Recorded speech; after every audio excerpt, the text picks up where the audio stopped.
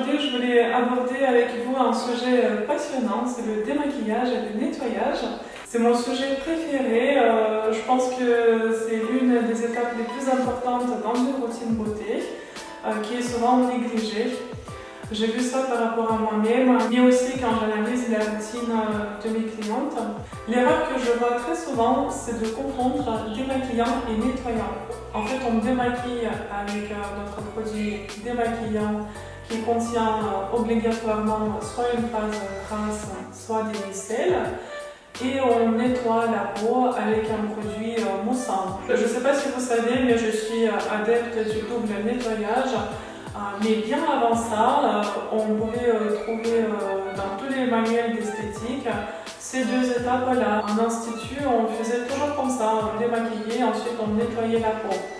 Et à la maison, malheureusement, on est tombé dans le piège de facilité présenté par les marques cosmétiques et on ne faisait qu'une seule étape. C'est pour ça que quand vous voyez des commentaires négatifs sur un produit, par exemple une mousse qui ne démaquille pas ou qui laisse des traces, ou un lait démaquillant qui provoque des boutons, c'est parce que forcément la personne se limite à une étape. Je suis d'accord que parfois il y a des peaux intolérantes qui utilisent des fluides spécifiques dermatologiques 2 en 1, mais dans ce cas-là, je vous conseille de faire 2 passages avec ce produit. Une autre erreur, c'est de ne pas se démaquiller quand on n'est pas maquillé. Ça paraît logique qu'on se démaquille uniquement si on met du maquillage, mais il y a d'autres circonstances qui nécessitent de se démaquiller. Alors déjà, tous les produits qui contiennent beaucoup de silicone, ils créent un film occlusif sur la peau et c'est très dur à faire partir. Surtout les silicones bas de gamme qu'on retrouve en grande surface. Mais aussi vous avez les écrans solaires qui encrassent la peau. Ils sont très tenaces et il faut absolument se démaquiller si vous mettez un produit qui contient un SPF. Aussi, toutes les bébés et CC crèmes sont considérées comme du maquillage et non pas comme des soins. Et puis aussi, quand vous faites du sport, vous transpirez, vous avez le pore qui se dilate et le sébum s'écoule sur la surface de la peau. Dans ce cas-là, il faudra vous démaquiller aussi.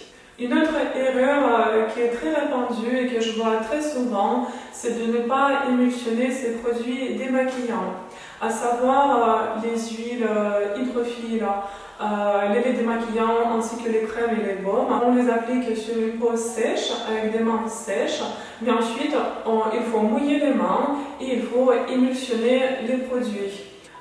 Toutes les impuretés sont attrapées par la phase huileuse, mais pour faire décoller ce mélange du produit et du gras, il faut bien émulsionner en ajoutant un peu d'eau et se rincer le visage.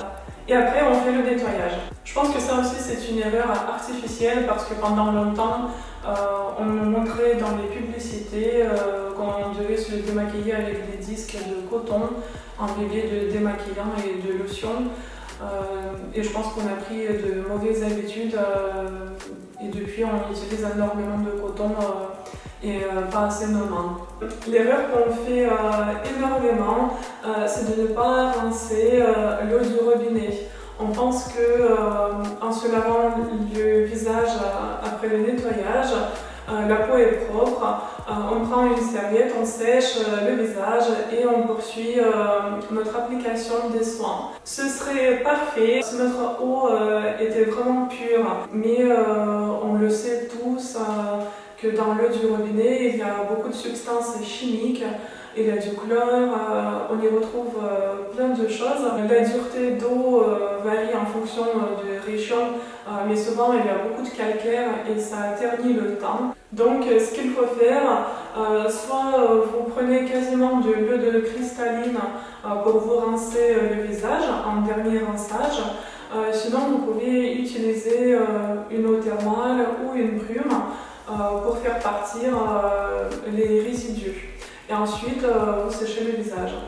Une autre erreur que je vois très souvent, c'est de frotter ses yeux avec des cotons pour enlever son mascara. C'est en partie à cause de ça que je privilégie le double nettoyage depuis des années. Ça me permet de me démaquiller les yeux en douceur. Mais si vous préférez le démaquillage classique avec un lait et une lotion, dans ce cas-là, vous devez avoir aussi un démaquillant spécifique pour les yeux, biphasé, que vous appliquez sur un coton et que vous mettez sur les yeux. Vous tapotez le coton sur les cils et vous attendez 1-2 minutes. Comme ça, le produit il fait son travail, il dissout le maquillage en douceur et puis vous faites des mouvements circulaires pour l'enlever. Sachez aussi que si vous vous frottez les yeux, vous tirez sur la peau, ça peut créer des relâchements cutanés, des ridules. Et bien sûr, comme il y a des fibres dans les cotons, ça peut pénétrer dans les yeux et après ça peut être très gênant. Une autre erreur que je classe plutôt dans la catégorie tendance, c'est de ne pas se nettoyer le visage le matin. Et là, on peut lire un peu partout, dans les blogs, sur les forums, on conseille vivement à toutes les peaux sensibles ou à tendance acnéique d'éviter le nettoyage. Je ne suis pas très d'accord avec ça, déjà parce que la peau elle continue à vivre pendant la nuit et il y a tous les processus métaboliques qui se passent, on transpire.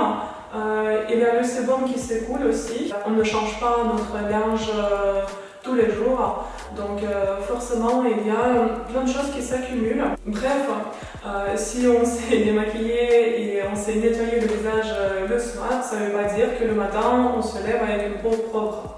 Donc ma position sur ça, il faut se nettoyer le visage le matin, mais soit vous choisissez des nettoyants très doux ou le minimum ce que vous pouvez faire c'est de vous laver le visage à l'eau tiède et ensuite utiliser une eau thermale ou un hydrolat. Une autre erreur c'est d'utiliser des accessoires de nettoyage, des brosses, des éponges, konjac, etc.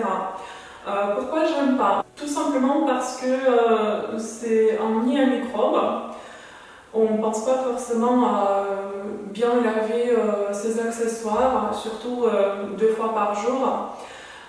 Et puis même si on les lave, il y a toujours des résidus de notre lessive. D'ailleurs c'est pour ça que j'ai jamais eu envie d'utiliser des lingettes lavables.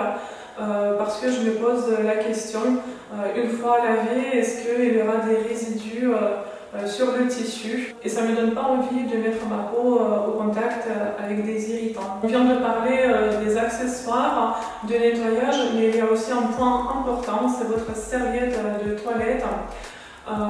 Moi je conseille d'avoir toujours une boîte de mouchoirs dans votre sac de bain et vous séchez le visage avec un mouchoir en papier. Une autre erreur que je vois de plus en plus souvent, c'est la surexfoliation.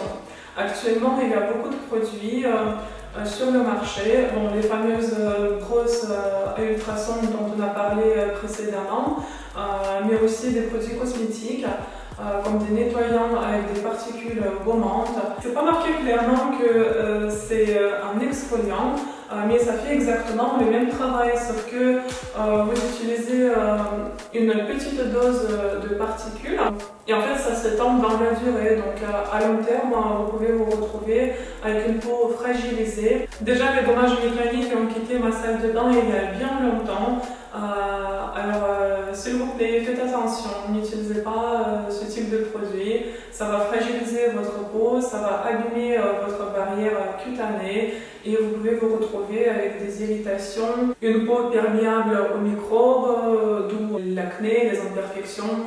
Donc voilà. Le seul actif exfoliant que je tolère, c'est l'acide lactique. Parce que ça donne de l'éclat. C'est un actif qui est très étudié et ça a été prouvé scientifiquement qu'il avait la capacité de renforcer la barrière cutanée. Une autre erreur, c'est de négliger les produits démaquillants et nettoyants. Alors en fait, actuellement, il y a tellement de produits cosmétiques adaptés à chaque type et état de peau qu'on peut commencer à traiter notre peau dès la première étape. Donc n'hésitez pas à bien choisir vos produits démaquillants et nettoyants pour profiter de leurs bénéfices. Après, en ce qui concerne les nettoyants, malheureusement, plus de 80% de ces produits ne sont pas du tout adaptés au pH physiologique de la peau. Maintenant, il y a de plus en plus de bons nettoyants qui sortent, mais il faut vraiment les reconnaître. Ça, c'est un sujet très complexe. Je pense que je vais faire une vidéo à part concernant les nettoyants et comment les choisir. Et la dernière erreur, c'est de se rincer le visage à l'eau trop chaude ou trop froide. Ça arrive surtout en hiver, on prend notre douche, on a envie de tout faire en même temps, comme moi je fais. Je prends ma douche, je brosse mes dents, je fais mon nettoyage. L'eau chaude n'est pas adaptée à notre peau. Elle a des capacités de détruire la barrière cutanée et d'altérer les lipides.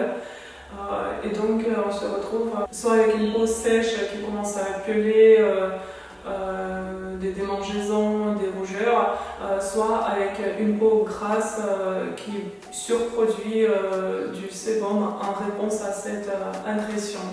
J'espère que vous avez passé un bon moment en regardant cette vidéo. Si vous vous êtes reconnu dans ces erreurs, dites-moi en commentaire. Peut-être il y en a d'autres que je ne connais pas. N'hésitez pas à vous abonner à cette chaîne et à bientôt!